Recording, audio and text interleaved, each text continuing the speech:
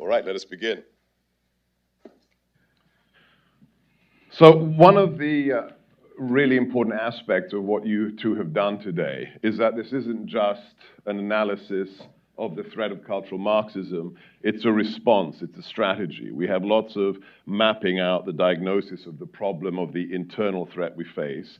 But let's start with that. How do you defeat something without first adequately defining it? I know you had an internal discussion on what the threat is, next-gen Marxism, Marxism, cultural Marxism. What are the right labels to use? And is Marxism per se an old threat from the Cold War, or is that what we are talking about, Mike?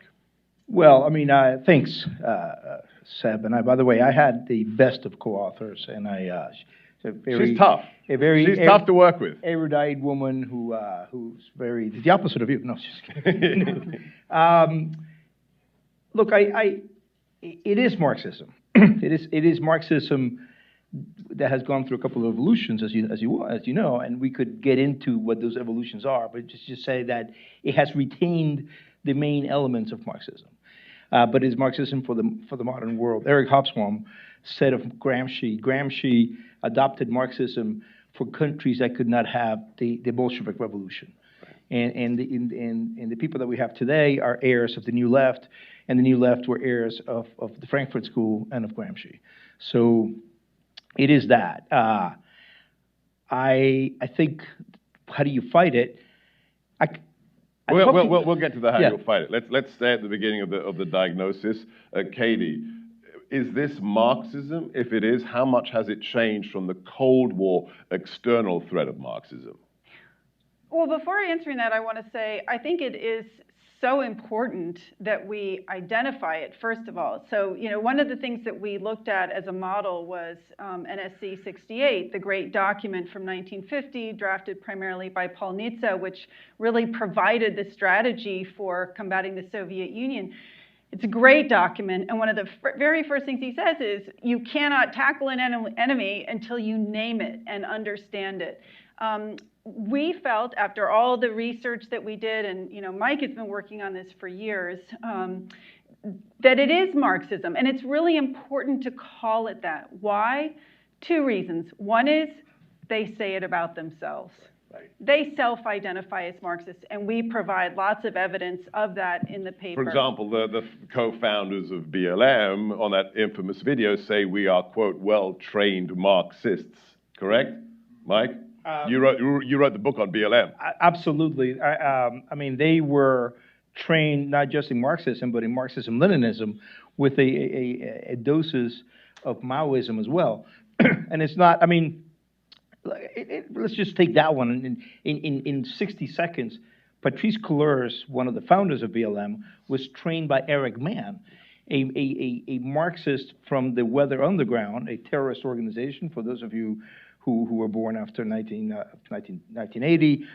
He wants to destroy the United States. He wants to dismantle how we are constituted as a nation. 10 years before BLM is formed, he recruits Patrice Couleurs. His words in his book, which he wrote in 2011 before BLM is founded, he says, I recruited this young woman at the age of 17. I recruited her and I have trained her into Marxism-Leninism. And his aim is to destroy the United States. And lo and behold, today we have this 2 years after the 2020 riots, which sought to change how we're constituted, our Constitution with a big C and a small c. So how could you not see the links to this? To me, it's very obvious, and I think we need to describe it as it is so the country wakes up, and I think the country is waking up. And I think it's also important to point out that, you know, one of the things we did was sort of trace the evolution of these ideas from the old left to the new left, to critical legal studies, to critical race theory, to now DEI. At every stage, even though it was shifting and adapting, at every stage they self-identified as Marxists. Now, Mike mentioned Gramsci. Let's look at Gramsci for a second, or how the external revolutionary Trotskyite Marxism completely changed to this internal type. So it's not just revolution against the system; it's becoming the system. So will you unpack for us, Katie, a little bit the DIE, the ESG, how these ideas have inveigled them in a Gramscian fashion into the system. So whether it's CRT, you've been traveling the country, working with parents groups, pushing back on CRT. This is a far more sophisticated and nuanced form of Marxism. This isn't smuggling a fellow traveler into a policy shop in DOD or State Department. This is corporations. This is Disney. This is local school boards. So explain to us this new permutation. Right. Well, that's the really important thing about Gramsci is that they realized after, 70, 80, 90 years after the Communist Manifesto was written, the Great Uprising of the proletariat that was supposed to happen really never happened. I mean, yes, you had what happened in Russia, but that was imposed from above by a small band of revolutionaries.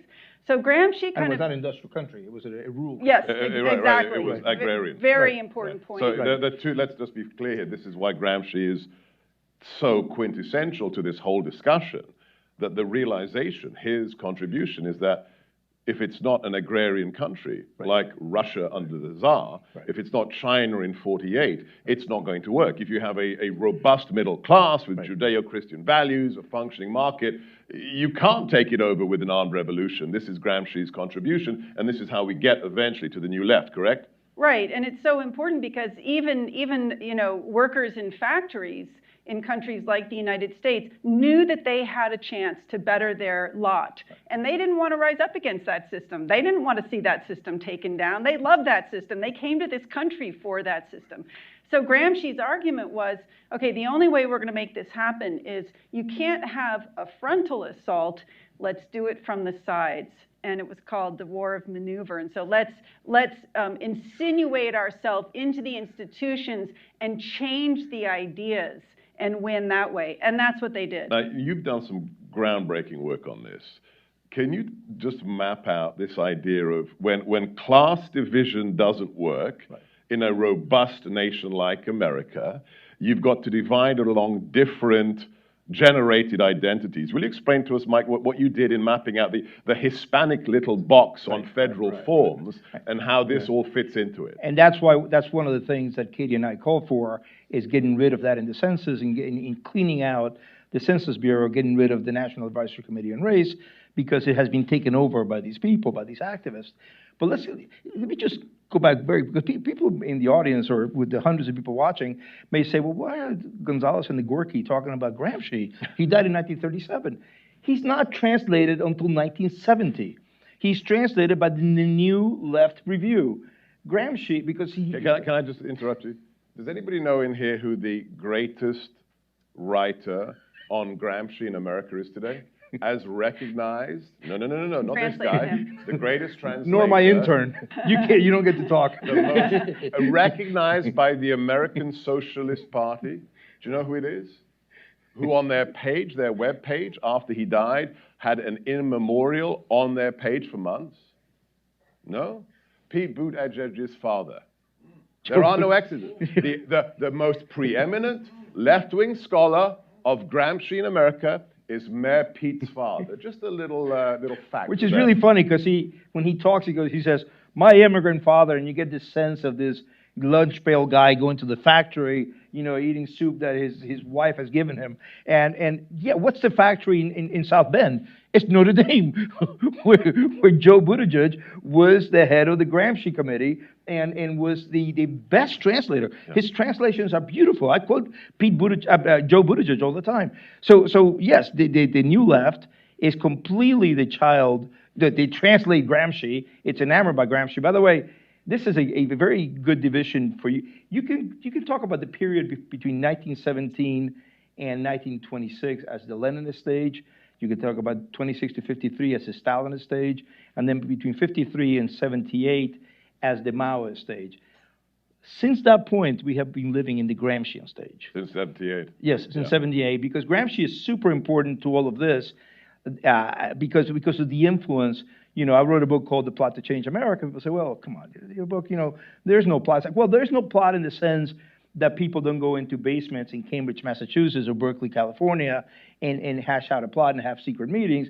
But it is they are all reading the same thing. So this is very important. So this idea, it's very easy to poo-poo those who say, well, there's, Marxism, there's an overarching plot, and Soros is sitting in a smoke-filled room somewhere planning this with, Bill Gates. No, this is a collective hive mind. If you're reading the same material, if you believe America is the problem, whether you're Howard Zinn, whether you're Buttigieg, you have a collective approach, a cultural approach to America. Now, before we get to the strategy, and this is the whole point of the paper, so please help yourself to the paper, send the links around. Before we get to what we do about it, I'd like you to just talk a little about how this got into government. So we skipped over this, but the fact that when you're filling out a federal form, if you're buying a gun in Virginia, okay, you're doing a background check, you have to tick the box. Are you Hispanic or non-Hispanic? That is the first question is, are you Hispanic or non-Hispanic? How the hell did that happen, Mike? And what's behind that? So that's 75% of the answer as to how this got into government. Very quickly, the activists who had read all this stuff in the 1970s started putting pressure on the bureaucracy and saying to it, look, we need a group. The bureaucracy, actually, the Census Bureau fought back. And there was a very good exchange on this in which the head of the Census Bureau said, we have everything you need. We have all the data. We ask what language do you speak at home. We ask where were you born. We ask where was your father born. We have all this data. And the activist said back, we don't need the data. We need the group. We need the group because you need to have a victim group. And then Angela Harris, a critical race theory architect, and there are many people in the audience who know CRT really well. Delano Squires is here. Angela Harris writes an essay in which she says, not only do we need to create the group, but we need to infuse it with mythology. We need to add a narrative. Yeah, we need a narrative that we need to come up with, and that's not just her. Like Christina Mora, a key professor in Berkeley, said that don't worry. Within a few decades, we're going to have a mass amnesia. People are going to forget that Hispanics did not exist in the early 70s. I have a small anecdote about this. As a kid in Queens in New York City, I remember my uncle coming in through the door. He was a Nixon Republican, and he said to me in Spanish, "We're going to be Hispanics now." He said to me in Spanish, and I'm like, "What?" He goes, "Yeah, they're going to call us Hispanics." This is mid-70s. I'm like, "Well, was that because grandfather was born in Spain?" He said, "No, it's a new term that the bureaucracy has come up with for us," and we were. Was he happy or unhappy when he was labeled a Hispanic? He was never labeled. He never labeled himself a Hispanic. He was very much. He was the only guy in New York City who wore cowboy boots, and we listened to country music. The only household in Queens and Jackson Heights to listen to country music. He was a complete American. But we were Cubans on our way to being Americans. And we did not need a way station to be parked in. But enough with the personal anecdotes. The other answer, how does this get into government, is that we have what do we know about the baby boom? Is that it's a boom. It produced a lot of people who could not all be employed.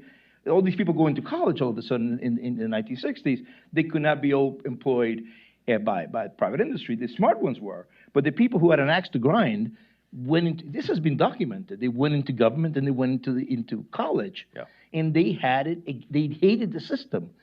They had the worst thing you can do to a generation is not give it what they think they deserve. Yeah. And we had this group. A lot of them went to university, were teachers, but a lot of them went into the bureaucracy and the baby boomers because there was a lot of them. Right, Katie. The whole point of the paper is what do we do about it? We are still trying to work out who won the election. So the timing is rather good. What is the response to cultural Marxism in America? Is this something federal government can fix? Where is it fixed? What are the kinds of things you've recommended at the end of your paper?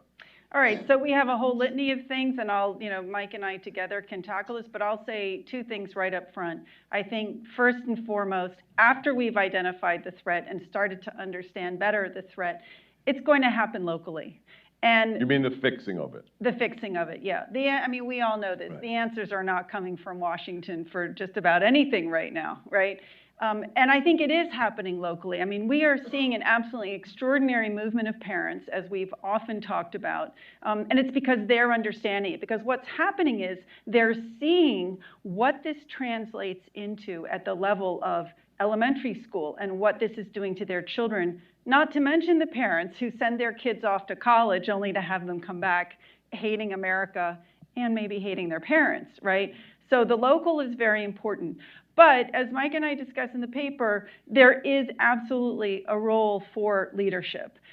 You know, what Trump did in laying down a marker by forbidding like CRT training in government was super important. Look what Ron DeSantis has been doing in Florida, extraordinarily important. So there is a role both at the national and the senior leadership state level. So I'm really optimistic. I know that the election, you know, didn't give us the results that we wanted, but it has brought some great people into office. I think it has emboldened people. So I hope we're going to see some of our leaders really standing up more forcefully and fighting this and speaking out against it. I think the election has shown us the way to the future because it is the candidates who were very active in this sphere. And by the way, a lot of school boards flipped. Yeah. This is a story that has not been told. Yeah. But you know, you're talking about the genesis of this paper is that I started traveling at the end of 2020. I visited 30 cities in 2021. I'm visiting a lot. This week it's crazy what I'm doing. I'm going to Ohio, Detroit, New York this week alone.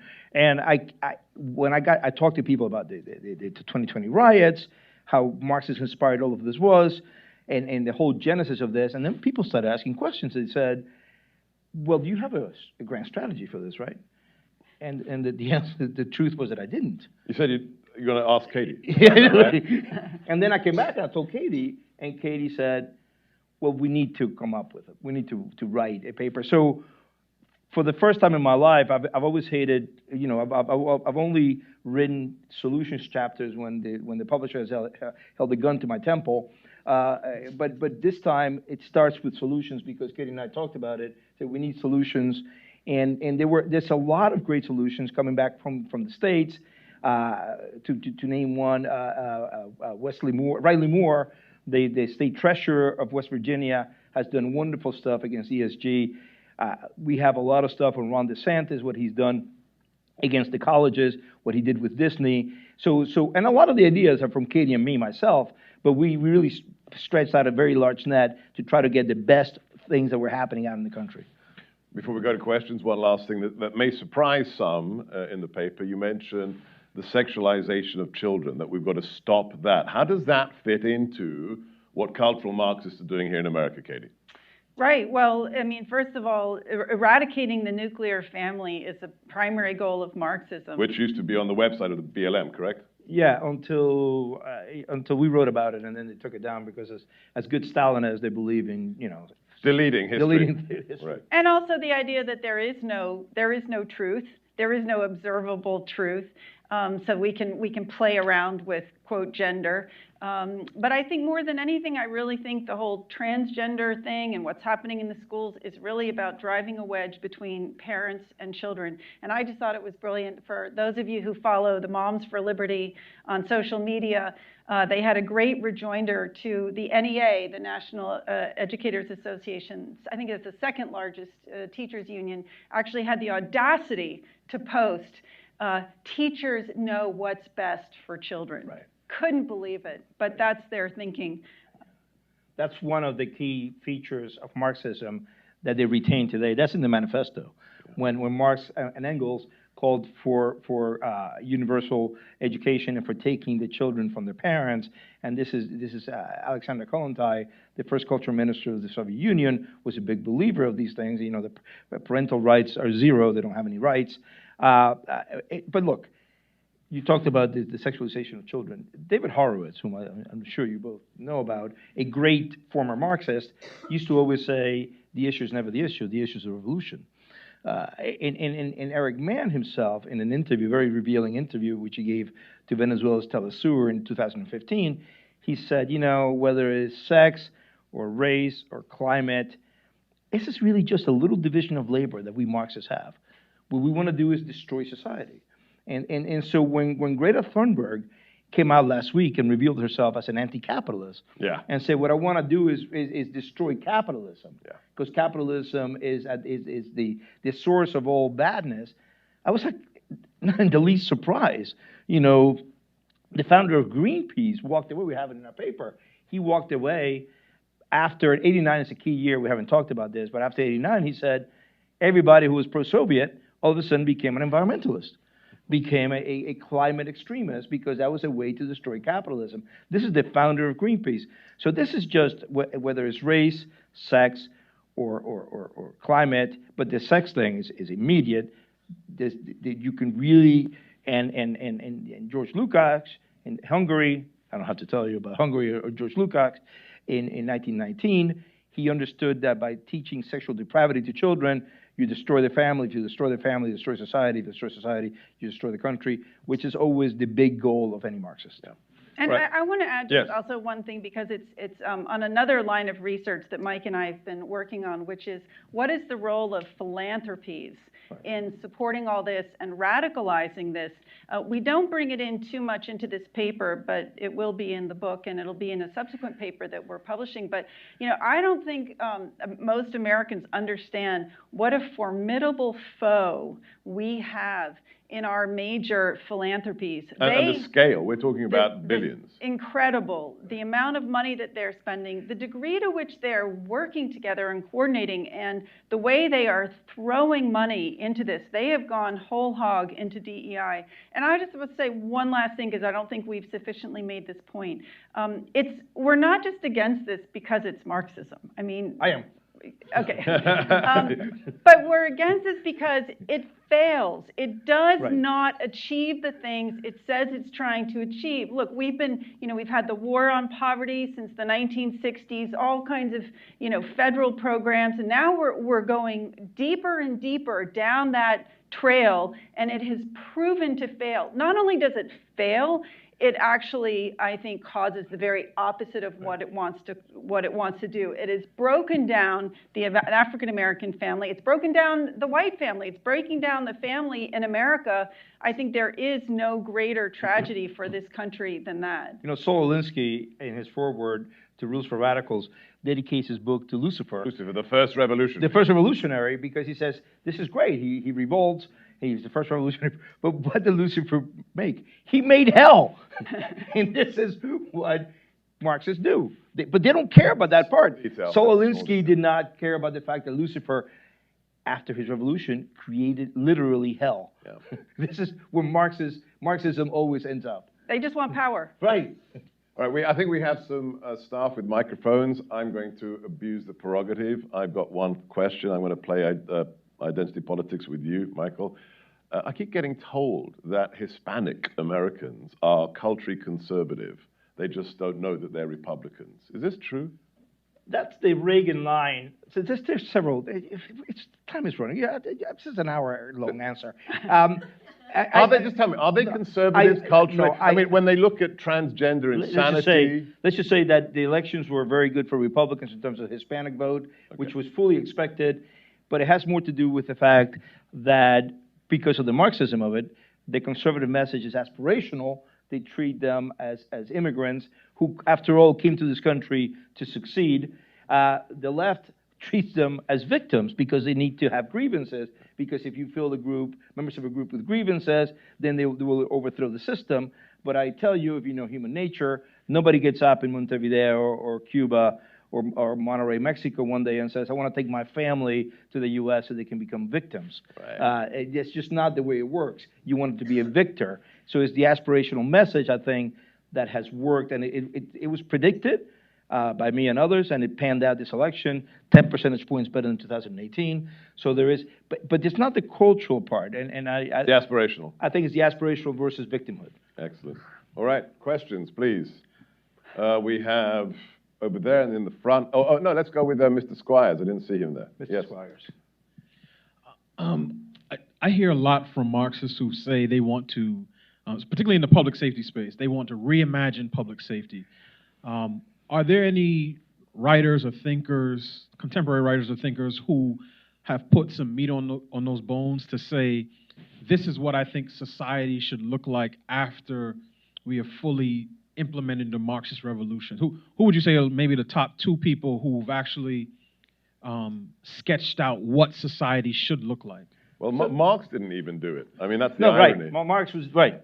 Marx never gave. Never did it. But, however, we do have a couple of, and I do take them seriously. One is Angela Davis, the other one is Patrisse Cullors, and they're abolitionists. Not abolitionists in the sense of Frederick Douglass. They're abolitionists in the fact that they want to abolish not just the police, but also the court system. So they're anarchists? No, I wouldn't say that. They have an idea in mind that they call restorative justice, which they're trying out in schools right now, which is to say there really isn't a victim, there really isn't a criminal. We need to bring the two groups, the two agreed groups together, have them talk it out. That doesn't work. That is crazy. That has led to 2020, so a 30% rise in the homicide rate, which has continued unabated. It was not 30% in 2021, but it did build on that 30% rise. That, by the way, that was the largest spike in homicides in U.S. history. The second largest is 1968, which was another year of political turmoil. Right. So yes, restorative justice would be the answer to it. It's not a very cohesive answer, but that's the answer to it. I consider Angela Davis a thinker. I think Patrisse Cullors is also somebody who's devoted some thoughts to it. They're in that space. I think it's chaos that would happen if we got rid of prisons and the court system and police. And maybe that's what they want because they want to destroy the system. Sorry, anybody, you want to add to that? No, that was great. Okay, I have a question in the front, then we'll go back here. A microphone, please. I saw the revolution. No, you need to use the microphone. I saw the revolution. Right. In fact, too close. My mother's cousin was the vice premier, Rafael Rodriguez, probably the leading intellectual, head of the Marxist Party at 21, a genius. But he was an orphan. My grandmother had to adopt because his parents died, and he had. So do you have a question? Yeah. The question is, when I went to Cuba, the Cuban said, "Why did you leave us?" I said, "Because you didn't want us here. We left." He said, "Well, can you come back?" I said, "No, we're not coming back. It's over." So basically, it doesn't work at all. And all these people like Castro are billionaires. So they're just after power. That's my question. And you have to say it on the news like Gorka. It's after power. They have no ideals. They're evil. They're evil people. It doesn't work. And they're after power. Well, and they're super capitalists. It's all about power. In fact, it's power and mansions. Remember, Patrisse Cullors has 4 mansions. Right, okay? But that's power to the people. But Alicia Garza, when she writes about this, she talks about power, raw power. She said power is who gets to make decisions, who gets to, So the beautiful thing about the U.S. Constitution, which Katie wrote about in our paper, is that it's a constitution that limits power. We're about limiting power. They're about enhancing power and grabbing power and using power to the max. Yeah, no, I just have to concur. I mean, we've been talking about this whole issue of power a lot. In fact, one of the things that I was reading this morning on the philanthropy piece is this is one of the problems with these massive philanthropies where corporations have stakeholders, have customers, have shareholders who put a block on their power, who put limits on their power. In the U.S. government, we have the American people who put a limit on their power. Philanthropies have basically unlimited power with these huge piles of money. No. It's just one example. Over there, we have a question. The gentleman in the blue tie. Yes, thank you. So what can we do about the universities? Because as it stands right now, they are the source of the poison. Yeah. Katie? Yeah, so 100% agree. I think they really almost have to be the number one priority. So there's a whole slew of things that we've proposed that people do with regard to universities. I don't know if we actually said this. I think the first one is stop sending your kids. I don't know if we actually came out and said that. We need to. But 2 that we did concretely come out and say, and this gets a little bit wonky, but it's very important to understand this. So one of the ways this is getting funded is because of the whole system that we have of funding research at universities. So I don't know if people realize this. I remember one of my first days when I went into DHS, into the Office of Policy, and we were looking at grants that we were going to be giving to universities. And keep in mind, I had come out of the nonprofit world where when you apply for a grant, you try to keep your overhead cost as low as you possibly can. When universities apply to the U.S. government for grants, and this is, we're talking billions of dollars that the government feeds to universities for grants and research, they get a 50% overhead. No, not even in Europe do they give those kinds of overheads. And the argument is that this level of overhead is what's funding a lot of these DEI positions. And just as a reminder, our exceptional colleague here at Heritage, Jay Green, wrote a really brilliant paper on DEI in universities. He looked at 65 of the largest universities and how many DEI staff they have, and the average was 43. And the high was Michigan with Yes, Michigan. 100 and, University of Michigan. yeah. Yeah. So this is a I big think one. 113 DEI officers. I think it was. Yeah, so I mean, we have to look at this. You know, ultimately, do keep in mind, parents and children are the customers that are being served, so I think they have a lot to do with regard to universities.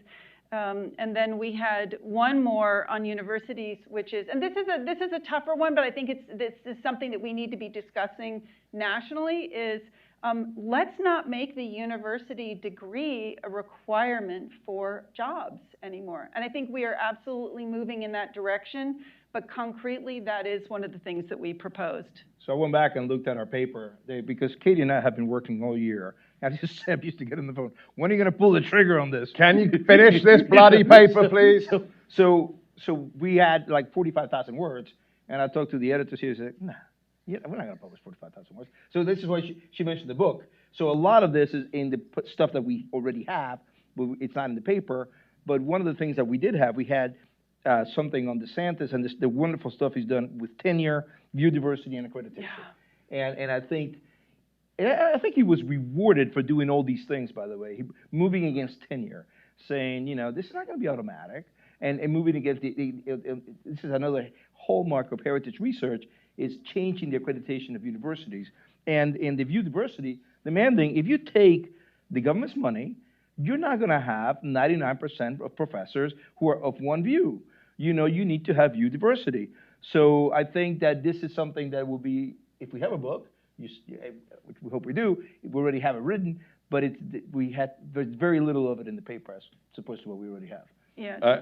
I'd just also point anybody to what Charlie Kirk has done in the last 2 years. He said, basically, don't give your money to your colleges. If you're a parent, if you're a grandparent, don't give them a brass farthing, don't give them a red nickel if they've got 48, assistant deans of diversity, and send them a letter and tell them why you're not funding them.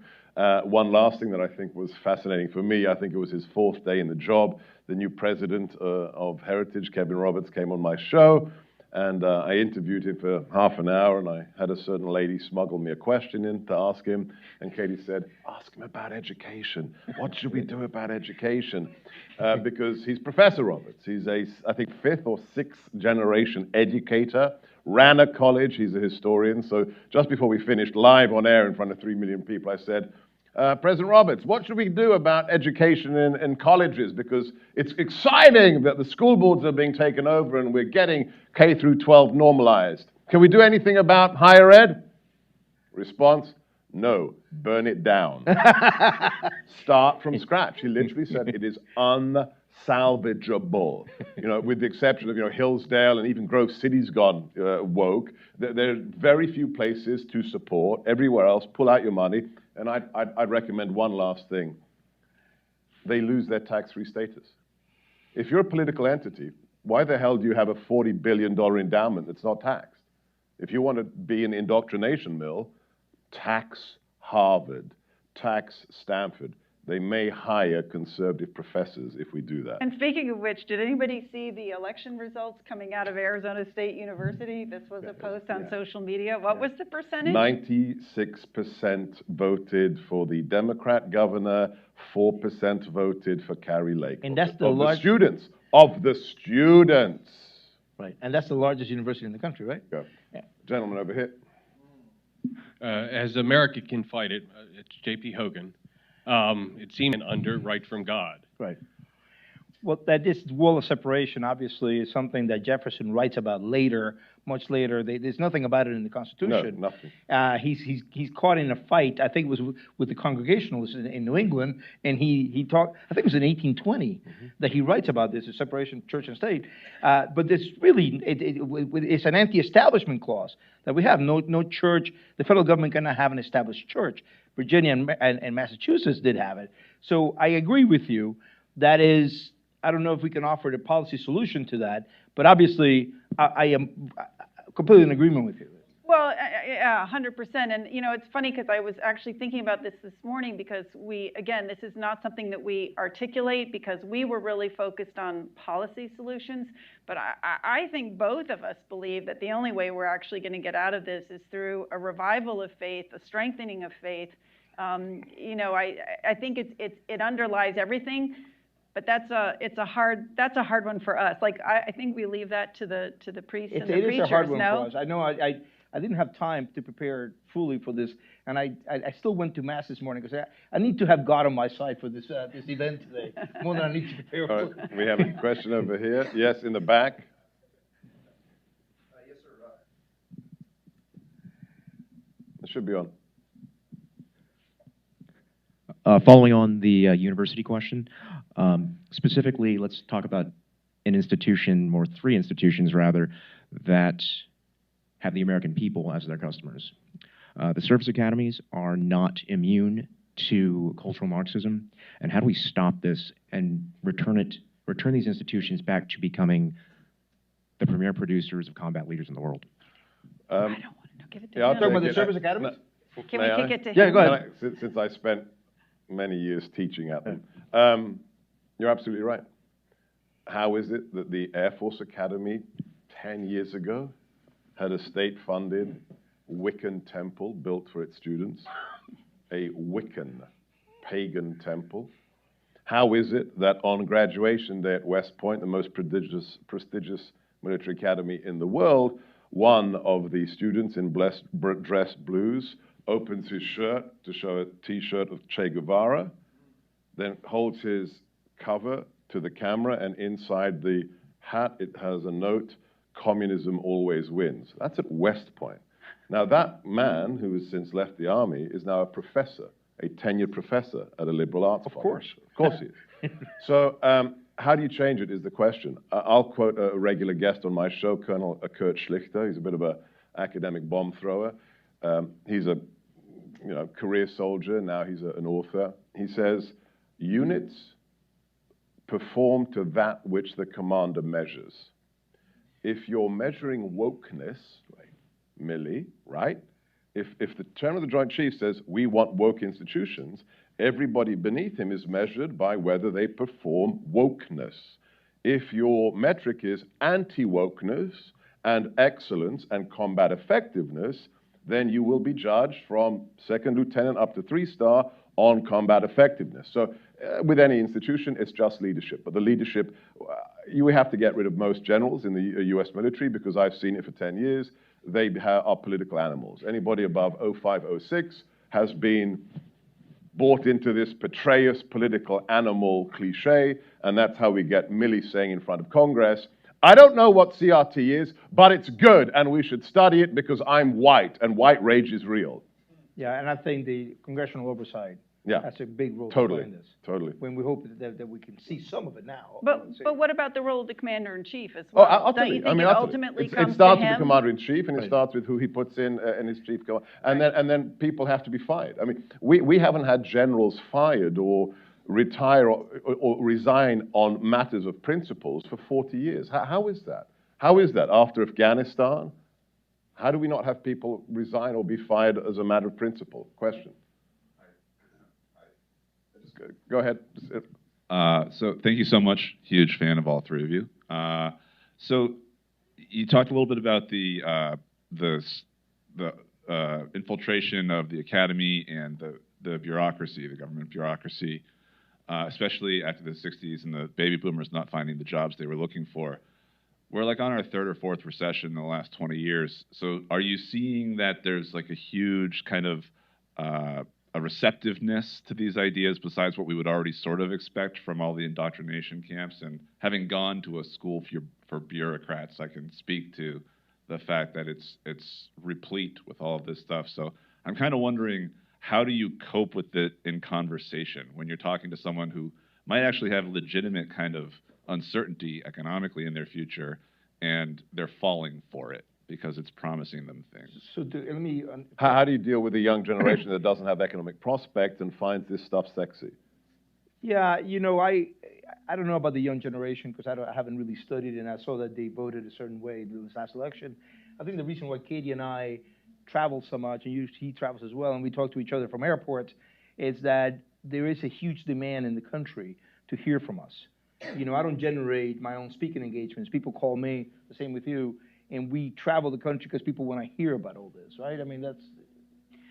Yeah, but I still think you're getting at a really important question, and I think this is one of the areas where I think our side has to do a better job, and I don't think we're doing a good enough job of this right now, of explaining why those policies fail. You know, when I think about, my dream is always to have something like, we need a new Hayek, The Road to Serfdom, and the fact that it was serialized in the Reader's Digest. Right. You know, it really, this is not something that you intuitively grasp. I mean, intuitively, Marxism sounds like a good thing, or socialism sounds like a good thing, but it's history that has shown us it never, ever works.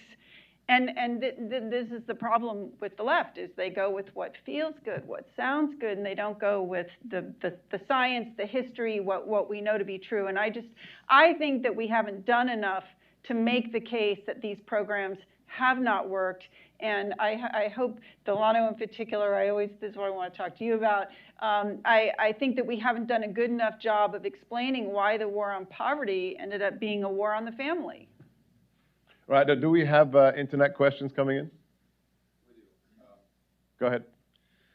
So why hasn't the United States Congress had hearings on the BLM riots, given that the leaders are self-proclaimed Marxists and a direct threat to individuals, families, and the governments of our country? Excellent. Let's ask the guy who wrote a book on BLM. We call for that in the paper. We call for exactly that in the paper. I think that Melina Abdullah, Patrice Couleurs, Alicia Garza, and Nopal Tamedi had to be put under oath. They have to be asked why they unleashed what they unleashed. It's perfectly fine. You know, we're not fighting the Soviet Union anymore.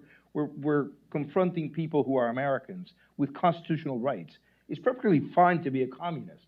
You just have to be. I don't think so, but I think it's constitutionally allowed to be a communist. I think the country should know whether you have unleashed this level of violence and have had these riots because you believe in these ideas. And can I push against you, Mike, for a second? This is a really important question. We had hours of discussion, my wife and I, because this is the crux of the matter. This is the real challenge. I miss the Cold War. I grew up in the Cold War. The Cold War was easy. Count how many nukes they have. Count how many nukes we have. We better have better nukes and more nukes. And our early warning may be better. I mean, it was really that simple. Right? You're measuring power that was easily measurable, and the enemy you could point at was over there in Cuba, in Russia, in North Korea. Now we have the enemy inside the wire, right? And we have a US Constitution.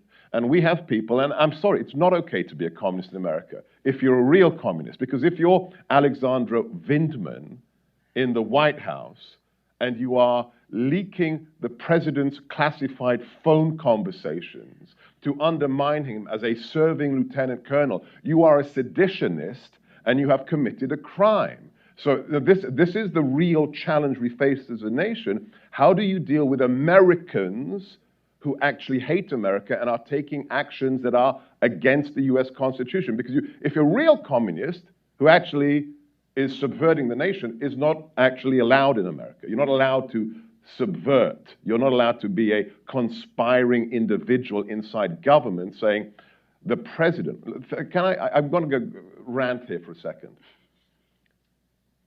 Mark Milley, in an interview for a book that was just released, said, I wrote a letter of resignation to President Trump, but I didn't give it to him so I could stay inside the building to protect America from the president. Can we just stop there for a second? Nobody elected that fat git, okay? 64 million people elected President Trump as the commander-in-chief. And the most senior military officer said, I'm going to protect America from the man who was elected. This is why this paper is so crucial, because the challenge has so utterly transmogrified from an external kinetic military one to an internal political one.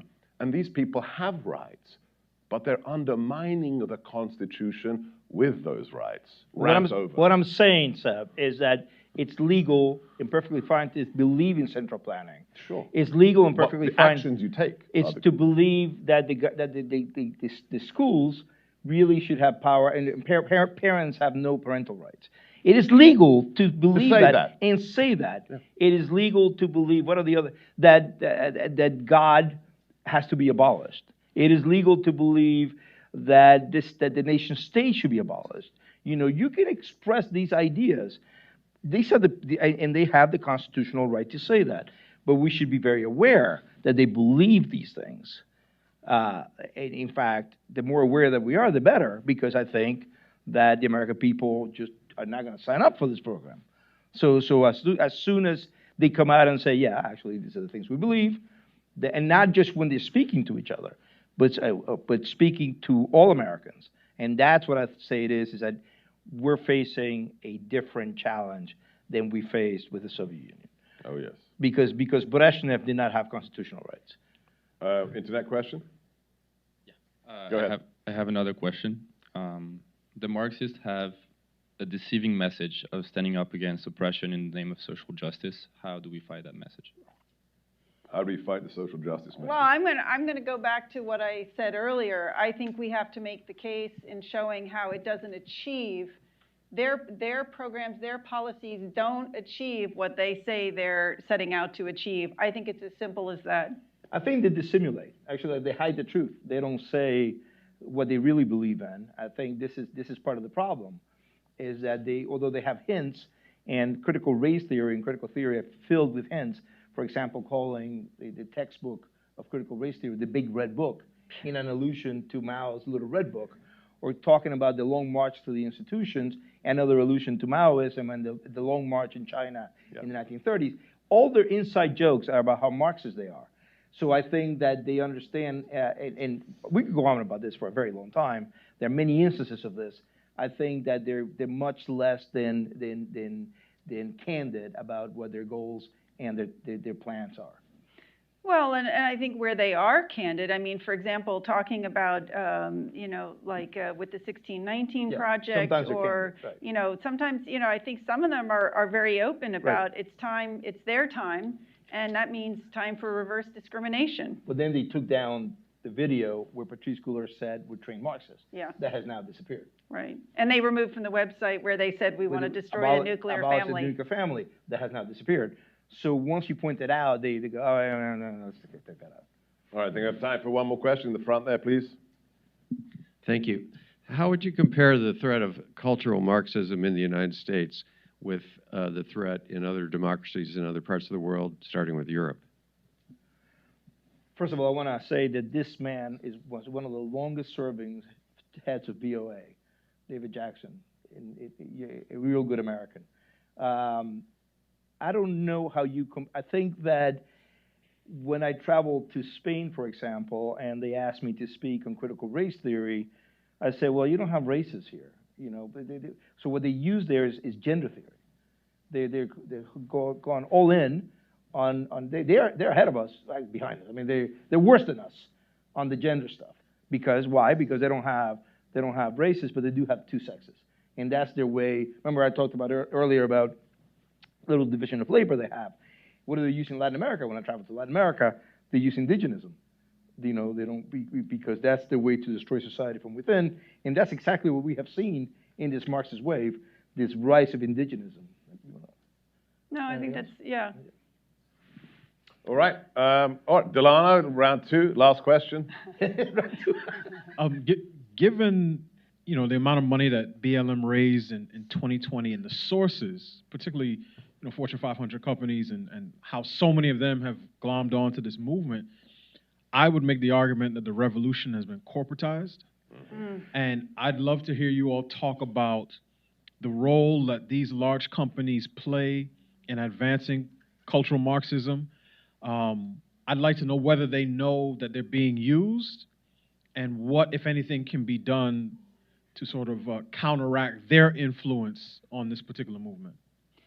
Yeah, absolutely. Well, again, they all serve customers. So ultimately, it's going to have to be the customers that I think speak out and put pressure. But I think you also have to really acknowledge a lot of them are driven by fear. A lot of them are really just trying to protect themselves against lawsuits. Right. But at the same time, I will also say many of them have really, because they've gone to our colleges, they have been educated as good socialists, and they have bought, they've bought into the thinking. And I think, again, it's just more than anything, it's going to be we have to get better and do better at making the case.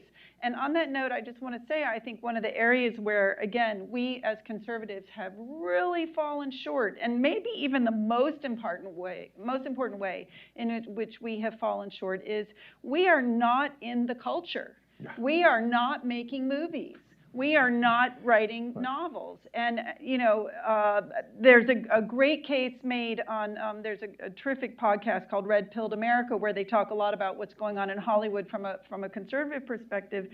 We are not doing things like funding long-form journalism. Long-form journalism is a really important source of stories for films and for television. And the left funds it, and we do not. And I think, honestly, this is ultimately going to be one in the culture. No, go ahead, finish. No, I'm just going to say that, we always all go back to the Breitbart, politics is downstream of culture. But I really believe that we are only going to win this if we can win it in the culture. And that part of that is going to mean actually funding the culture. But, Delano, there is a policy response to this. And we have seen it in West Virginia with the restricted financial institutions list by State Treasurer Riley Moore. We saw it in Florida, where Ron DeSantis went against Disney and took down a state privilege, a privilege that the state had granted it. Yeah. So as conservatives, we're always allergic to political leaders getting involved in the private sector. However, we have to rethink this in the sense that a lot of these private corporations or public, joint stock corporations are really quasi-government entities because of the level of regulation, the fact that they think they're acting to stakeholders. They are, and we need to treat them as such. And so I think, especially when the answer, as we saw in Florida with the Disney case, is to take away a government-granted privilege that one would argue should never have been granted in the first place. So there are policy responses to this. I think they restricted financial institutions list, and it's not just West Virginia now, it's like 20 states, right? I think that have followed West Virginia's example. So I think that is a very good, especially for shops like ours that talk about policy, produce policy, recommend policy. This is a rich environment for us. If I may just add one thing, Delano, this whole thing on culture that Breitbart so helped us with, we got to be careful. We did nothing in the culture for about 60 years. But it's not our job to make conservative content. Daily Wire's model, as far as I'm concerned, is wrong. I like watching Daily Wire, but you're not going to change the culture by saying, hey, I'm a conservative movie maker, watch my movies. No. What was the point of Hollywood? It was good movies that had American cultures. That's the difference. So the reason my wife left Heritage is we have now a production company. We're making our first TV show. It's not going to be a conservative TV show. It's going to be a rollicking good TV show that talks about excellence, meritocracy, cool American things. This is what conservatives have to understand, that it's telling stories that's important. The left tells stories and then smuggles that crap in underneath it, right? We have to tell better stories that are about excellence, meritocracy, the American dream. Very few conservatives get that distinction. We don't need another 10 movies on God is good and read the Bible, okay? No, we have to be a little bit more subtle than that. But Hollywood was used in World War II to gel the nation, and not only that, but with good stories. Right, but to tell the story of how the Ellis Island immigration, jump had gelled into a nation. So you had, in World War II, all these movies that always included an Italian from Brooklyn, a Mexican from Texas, right. And they were all like good Americans fighting together, 40 years after Ellis Island. This did a lot to win the war. So I do think that, by the way, this is another theory that Katie and I developed in writing this. Who was it? Pat Horitz. Norman Podhoretz wrote in the late 90s, we're all Gramscians now. We understand the culture. And then conservatives forgot the culture. And I think what may have happened was 9/11. We all the best minds turned their attention to fighting the Islamo-fascist threat coming from 9/11, and we forgot the culture. But now I think conservatives are getting it. The culture really, you know how James Carville said, is the economy stupid? I think this election showed it's the culture stupid. Right. You know, we are all Gramscians now again. And I'll just offer a teaser. So one of the really great points that actually Mike discovered that's in the paper, you have to read it if you want to learn more about this. There was an amazing article that the New York Times published in 1989, just when we thought, you know, history was over and everything had been won. Actually, the New York Times published an article that said, well, the Marxists have kind of taken over the universities. The New York Times. Yeah, New York Times. So but read the paper and so learn more. My ex-intern Daniel is just nodding his head because I think he may have found it years ago. All right. Kudos to you. It's fascinating, yeah. Our time is up. Make sure you follow both of our speakers today. Gundi Salvas is his nom de guerre on Twitter, Gundi Salvas. Gorka Katie on Twitter. And I believe the paper is available already. The paper, if you go to heritage.org, is available. Spread it far and wide, as well as the video of our discussion. Thank you, Katie. Thank you, Michael. Thank you. Thank you, Mike.